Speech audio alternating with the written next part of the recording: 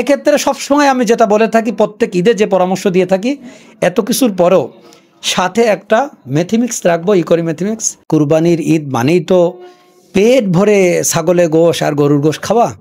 এই জায়গা থেকে আমাদের অস্বস্তিকর অবস্থা, শারীরিক অসুস্থতা, পেটের পীড়া এবং বদহজম, বমি অহরহ দেখা যায় কুরবানি ঈদ কেন্দ্রিক। এক্ষেত্রে আমি মাত্র কয়েকটা পরামর্শ দিব। এই পরামর্শ মেনে যদি কেউ আমরা কুরবানি ঈদ উদযাপন করতে পারি, আশা করি সমস্যা হবে না। এই পরামর্শের মধ্যে উল্লেখযোগ্য একটি পরামর্শ হচ্ছে যে আমরা যারা বেশি গোশ খেতে পছন্দ করি, আমরা গোশ রান্নার ক্ষেত্রে অতিরিক্ত তেল ব্যবহার করব না, কারণ জানি তেল এটা পেটের পীড়ার জন্য খুবই ক্ষতিকর। আমরা গোশের সাথে, খাবারের সাথে একটু সালাদ রাখবো, বিশেষ করে শসা, টমেটো, এই জাতীয় সালাদ। তো এই জিনিসগুলো আমরা খেয়াল রাখবো ইনশাল্লাহ। এরপরেও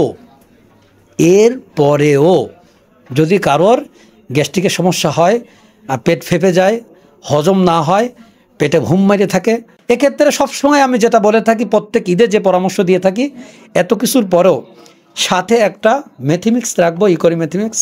সাথে একটা মেথিমিক্স রাখলে কি হবে, যদি কখনো মনে হয় হজম হচ্ছে না, খাবার ওভার হয়ে গেছে, ঠিক হয়নি এত খাওয়া, তাহলে একটু মেথিমিক্স চামচে করে নিয়ে গুলিয়ে খেয়ে নেবো ইনশাআল্লাহ। খুব দ্রুত হজম হয়ে যাবে, পেট স্বাভাবিক হবে এবং সমস্যা হবে না ইনশাআল্লাহ। সবাই ভালো থাকবেন, ভালোভাবে ঈদ উদযাপন করবেন। আবারও ঈদের শুভেচ্ছা জানাই। ঈদ মোবারক। আসসালামু আলাইকুম ওয়া রাহমাতুল্লাহি ওয়া বারাকাতুহু।